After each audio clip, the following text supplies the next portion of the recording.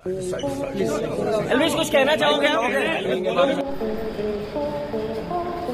दोस्तों, क्या आपने कभी सोचा है कि जिस चमक धमक वाली स्क्रीन को आप दिन रात देखते हैं उसके पीछे कितना गहरा अंधेरा छुपा है। वो चेहरे जिन्हें आप अपना आइडल मानते हैं, जिनके पास करोड़ों की गाड़ियां हैं, आलीशान बंगले हैं और सोशल मीडिया पर जिनका सिस्टम चलता है। क्या होगा अगर मैं आपसे कहूं कि इनमें से कुछ यूट्यूबर्स ने सलाखों के पीछे की ठंडी रोटियां भी तोड़ी है।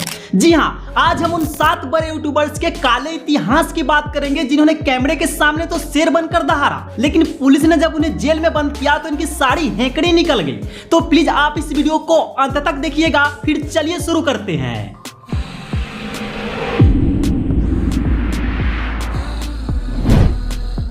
दोस्तों, लिस्ट की शुरुआत करते हैं उस नाम से जिसका नाम सुनते ही आधा इंटरनेट सिस्टम चिल्लाने लगता है। जी हां, हम बात कर रहे हैं राव साहब के लाडले एल्विश यादव की।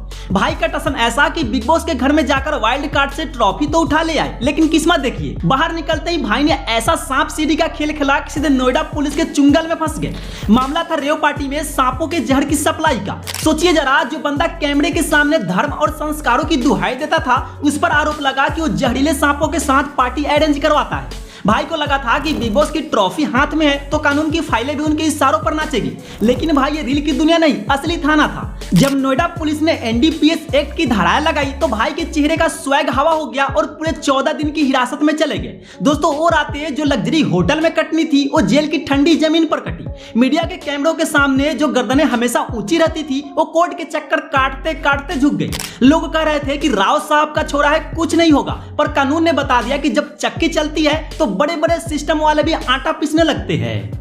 नंबर 6 से मुनव्वर फारूकी। दोस्तों, मुनव्वर भाई के बारे में एक बात तो माननी पड़ेगी कि ये बंदा हार कर भी जितना जानता है, लेकिन इनके जीतने का रास्ता हमेशा पुलिस थाने से ही क्यों गुजरता है। इनका और कंट्रोवर्सी का रिश्ता तो ऐसे है जैसे समोसे के साथ लाल चटनी। एक बार ये स्टेज पर जोक सुनाने गए थे, लेकिन इंदौर पुलिस ने इन्हें ऐसा सीरियस जोक सुनाया कि भाई साहब को पूरे 37 दिन तक जेल की रोटियां तोड़नी पड़ी थी। बता दें कि आरोप था धार्मिक भावनाओं को आहत करने की कोशिश। अब मुनव्वर भाई, कॉमेडी के नाम पर कुछ भी बोलोगे तो कानून की लाठी तो बजेगी ही ना। लेकिन रुकिए, मुनव्वर भाई का जेल प्रेम यही खत्म नहीं हुआ। अभी हाल ही में जब दुनिया सो रही थी तब ये मुंबई के एक हुक्का पार्लर में धुएं के छल्ले बना रहे थे। भाई, पुलिस ने ऐसे छापेमारी की कि भाई साहब को सीधे थाने ले जाकर बैठा दिया। लोग कहते हैं कि मुनव्वर भाई मास्टरमाइंड है, बिग बॉस और लॉकअप जैसे सोच के विनर है, लेकिन भाई असली मास्टरमाइंड तो वो खाकी वर्दी वाले निकले जिन्होंने लाइव शो के बीच ही इनका सिस्टम रिबूट कर दिया। बाकी मैं अपने भाई मुनव्वर से यही कहना चाहूंगा कि शायरी तो आप कयामत ढाने वाली करते हो, पर अगली बार जेल जाने से पहले एक ऐसी शायरी तैयार रखना जो जज साहब का दिल पिघला दे। दोस्तों, अब नंबर 5 पर है सोशल मीडिया का वो चॉकलेटी बॉय जिसने टिकटॉक की दुनिया में अपने जुल्फे झटक कर करोड़ों दिल जीते, लेकिन एक वीडियो ने ऐसा झटका दिया कि सीधे पुलिस की वैन में बैठना पड़ा। जी हाँ, हम बात कर रहे हैं टीम 07 के लीडर मिस्टर फैजू यानी फैजल शेख की।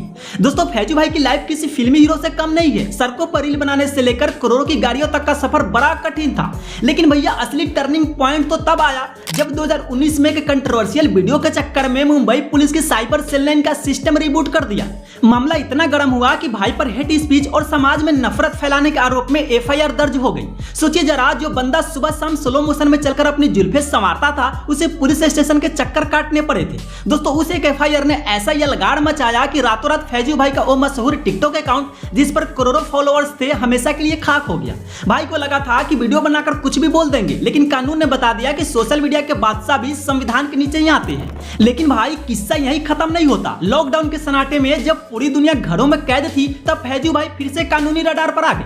लॉकडाउन के नियमों का उल्लंघन करके घर से बाहर निकलने के आरोप में इन पर फिर से केस दर्ज हुआ। हालांकि बाद में इनका यह केस खत्म हो गया। लेकिन अपने भाई फैजू को मैं यही कहना चाहूंगा कि कैमरे के सामने स्टंट करना और छमक छल्लों पर नाचना तो आसान है, लेकिन जब असली वर्दी सामने आती है ना, तो सारा टसन गायब हो जाता है।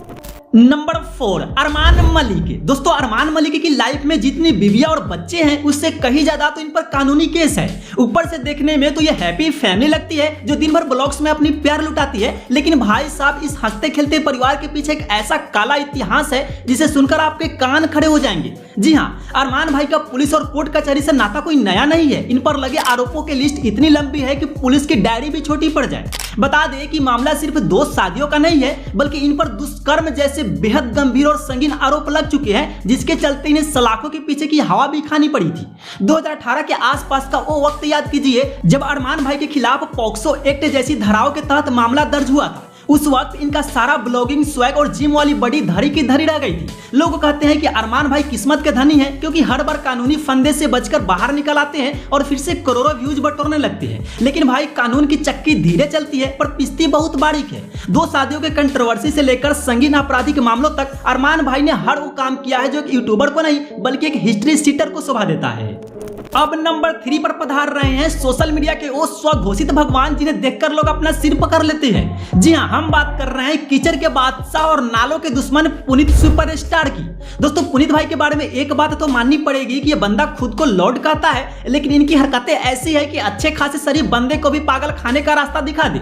चेहरे पे टूथपेस्ट मलना, सिर पे फिनाइल डालना और चिल्ला चिल्लाकर लोगों के कान के पर्दे फाड़ना तो इनका डेली रूटीन है। लेकिन असली यादगार तो तब हुआ जब इनका सामना कानून के उस हकीकत से जिसे ये मजाक समझ रहे थे। बता दें कि इनके लाइफ में टर्निंग पॉइंट तब आया जब ये बिग बॉस ओटीटी के घर में घुसे और मात्र 24 घंटे के अंदर ही वहां के सिस्टम की ऐसी तैसी कर दी।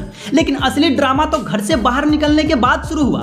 लोड साहब को लगा कि वो इंटरनेट के किंग है तो किसी को भी कुछ भी बोल देंगे। बिग बॉस के मेकर्स और MC स्टैन के खिलाफ जहर उगलने के चक्कर में इन पर ऐसी कानूनी गाज गिरी कि पुनीत भाई की कोठी बंगले वाली बातें धड़ी की धड़ी रह गई थी। और दोस्तों, सिर्फ यही नहीं, रील बनाने के जुनून में भाई ने सड़कों पर ऐसा हुड़दंग मचाया कि ट्रैफिक पुलिस से लेकर लोकल थाने तक इनके नाम की फाइलें दौड़ने लगी थी। वैसे तो सब कहते हैं कि पुनीत दिल के साफ है, पर भाई कानून दिल नहीं नियम देखता है। जिस बंदे को लगता था कि वो अपनी टी-शर्ट फाड़कर और नाली में लौटकर दुनिया जीत लेगा, उसे पुलिस स्टेशन के नोटिसों ने अपनी असली औकात दिखा दी।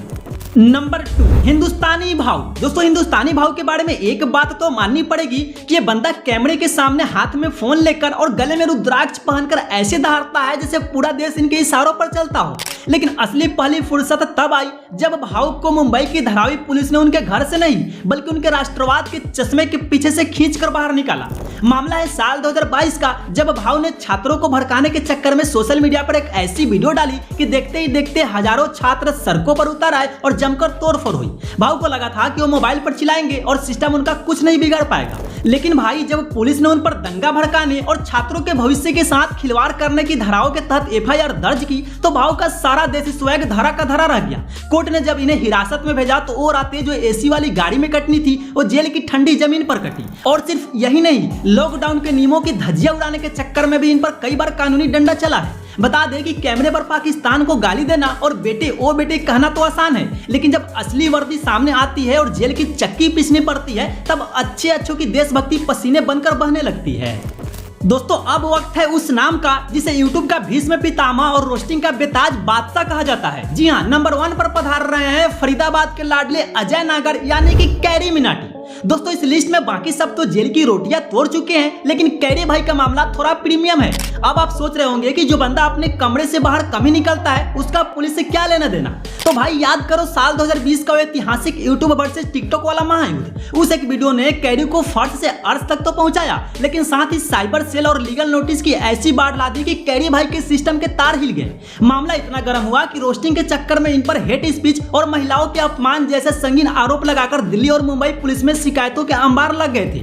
कैरी भाई को लगा था कि वो कैमरे के सामने मिठाई की दुकान खोलेंगे और सब मीठा मीठा रहेगा। लेकिन भाई, जब नेशनल कमीशन फॉर वुमेन ने नोटिस भेजा और साइबर सेल की फाइलें खुली तो असली अलगार पुलिस स्टेशन के चक्करों में बदल गया। हालांकि कैरी भाई को जेल की सलाखों के पीछे रात नहीं बितानी पड़ी, लेकिन पुलिस स्टेशन के उन कुर्सियों की गर्मी उन्होंने भी महसूस की है जहां अच्छों का कंटेंट गीला हो जाता है। तो दोस्तों, ये थे वो 7 महारथी जिन्होंने इंटरनेट की दुनिया में तो झंडे गाड़े पर कानून के सामने इनके भी डंडे बज गए। इनमें से किसका जेल कांड आपको सबसे ज्यादा शॉकिंग लगा, कमेंट में भैया जरूर बताना। अगर वीडियो अच्छा लगा हो तो प्लीज वीडियो को लाइक और चैनल को भी जरूर सब्सक्राइब करना। फिर मिलते हैं आपसे एक और नए वीडियो में, तब तक के लिए आप अपना ख्याल रखो। Bye bye.